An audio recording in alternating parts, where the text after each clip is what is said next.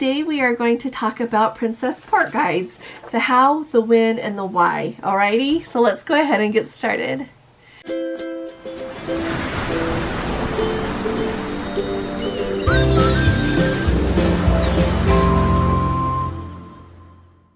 Hi there, this is Allison with Let's Go Travel Tips. Ever since Gordon and I started cruising with Princess back in 2014, and I know so many of you have been cruising longer, so you can share your experiences below because we would really like to know, they have had port guides available. This is just ours from Skagway that we had from before COVID. We had saved it back when they used to print them out. So historically, before COVID, you could either go down to the excursion desk and get a port guide for whichever port you wanted. This is our Skagway one, like I said, that we kept. And you could also, every day with a patter that you were going to be in a port, the port guide would come tucked in the patter so that you would have the information with you. And you could either look at it before you went into the port or you could take it with you. I really liked that it was so portable because here on the front, like it lists like the best of Skagway, places to be sure to visit, some really big highlights, and then on inside they would have some history about where you're going. Usually they'll talk about the local cuisine, some shore excursion highlights, tips, things like that. And then another really nice thing is on the back they would have a map of like so that you could keep track of where you were walking around the town, where the cruise ship would be, just everything. Like here, let me show you. See down here, you can see where the cruise ships are, and then you can see the town. So it just was a really handy resource to have. Well, since COVID, I have not seen one of these printed. I have asked at the shore excursion desk, they just don't have them anymore. And so for a long time, there were not any. And then I want to say maybe, has it been a whole year? There was an update on the Medallion, the Princess Medallion app that started having port guides be available. And so here's some things to think about with that. Number one, the port guides, they'll list all of the, and I'll have Gordon put a picture up here, but it'll list all of the ports that you're going to visit over the course of your cruise, alrighty? But you will find that if you click on one of those when you're home, it's just going to tell you that that information is not available until you are on board the ship, okay? I have looked at them while I was on the ship. I would say that they're not as awesome as this is, and of course you can't print it out and take it with you. I am someone that still finds value in a piece of paper. I really do like having something like this to take. We do, and let me tell you this too, we do have these on our website. We've got the ones that we have still. I think that Gordon's gotten them all up on the website. And if any of you have these at your home that you saved as well, we'd love to hear from you.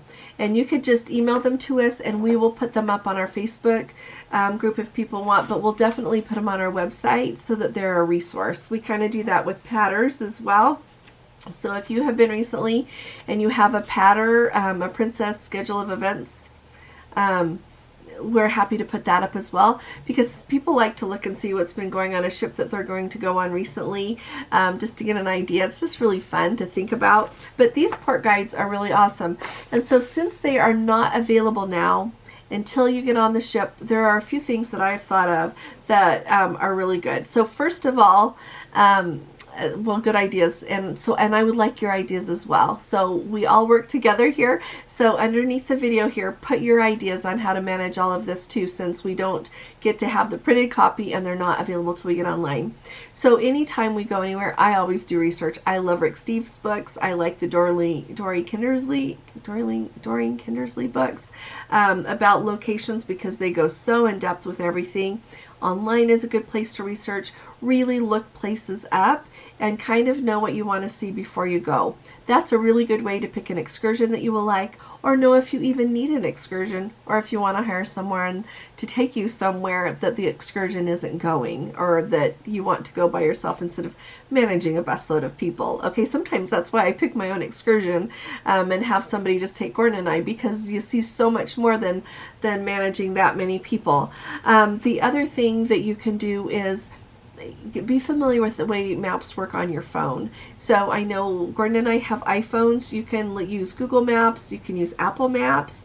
Just be familiar with how it works. And what we always do is we go through and mark places on, we always do it on Gordon's phone because he's just more technically enjoys that more than I do, but we will actually mark the places so that when we get into town, or like we get to the port, if we're having a day that we're doing the walking around or whatever, then we have already marked the places that we want to visit. So it's really easy to tap on it and then the phone will tell you how to get there. So that's an option as well. And then the other thought is, since these are available on board, like, take screenshots. Just pull it up and take screenshots of everything so that you've got that with you. You can, that way you've got it with you when you're in port. And if you decide, if you're wanting to use, if they have a map for your port and it's easy to see like where the ship is and where you are, you can, make it big with your finger there on your phone and look at it and see how you're going to get where you're going to go. I would definitely, I read through those before we get off the ship, so I have things in my mind that I want to be aware of as we're going. And then the other thing is, and I should add, as you think of going to different ports, some things change, but some things don't. They generally, a lot of the highlights for a place will remain the highlights. Every once in a while you'll go and you'll get to go again, so you'll be, well, last time I saw that, this time I want to see this.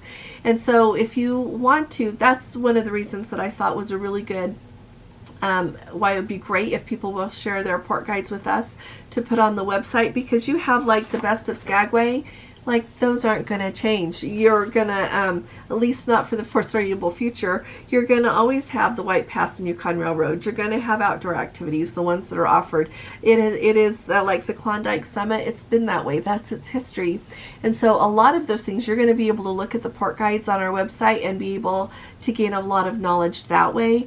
And I will, when we go on our next Princess Cruise, here's another thought that just came to me. As I do those screenshots, if those turn out to be a good thing, we could put those on our website as well. So for Norway, you would have all of those different ports, a screenshot to see, if you're going to go to Norway, to help you out with that. And then the other tip that I want to give you is with the Princess Patter, or the schedule of events, the list of events, whatever they're going to call it on the ship that you're on. Like, I always take pictures of that with my phone before we go into port. And the reason is sometimes, I want to look and see what time something's happening, but also on the back, usually they will have the phone number for the port agent for the town that you're going to be in, the port that you'll be in, so that you can call them if anything unexpected happens. Either you're going to be late back to the ship, or something happens that you need help if you're not on a Princess excursion. If you're on a Princess excursion, they're connected. They'll take care of you. But if you're not and you need to call and ask for help or make them aware of what's going on with you, you can call. So it's really important to have that phone number. So that's the other thing I would do. And then last, the other thing I wanted to tell you is a lot of the things that, I have read port guides in places before and learned things that I didn't even know before, in the course of my research before we went, I didn't find out. So that is another good reason I think that we could look at each other's patterns and have a resource for them on our website, is because then you won't get somewhere and be like, oh, I didn't know that was here. That is one of my things that I always worry about traveling anywhere, whether it's on a ship or anywhere else, that I'll get somewhere and not have the right excursion booked, or be aware of what all was there and then miss something that maybe would have been the most important thing for me to see. So as you think about these port guides, let us know. And I need to end with one other thing. Princess doesn't put the excursions, either the options for the excursions or the excursions that you have bought, on the app. I know that a lot of other cruise lines do. Princess does not. And I know that's in the forefront of my mind because I have been asked so much lately that be aware of that. If you want to see your excursions, you have to look at them in the cruise personalizer. So what Gordon and I always do is we'll print out the itinerary. I print out the page for each one of our excursions, so then I can remember what we're doing in each port, and I can remember if there's anything in particular I needed to remember about that day, or I wanted to make sure I brought, bring extra water with me, or wear those shoes, or whatever. I make notes on that. And then once you get to your cabin at the beginning of your cruise, either your shore excursion tickets will be on the desk when you get there on a Princess ship, or they'll bring them at some point during that embarkation day. So just wanted to make you aware of that. I hope that sometime they get that added to their app, because I think that would be really valuable to be able to do that. But for those of you who are new to sailing with Princess, I hope you love sailing on Princess, and there's just a little bit more information for you. Or those of you that have sailed with Princess for a long time, put your experiences down below. We would love to hear from you, and especially about these port guides, as I'm thinking about those a lot today. So if you haven't subscribed yet, please do subscribe. We really need you with us, and I think that you will enjoy being with us. If you appreciate these updates, please give this video a thumbs up, and I'll be talking to you all again really soon. You all take really good care. God bless you. Love you. Bye-bye.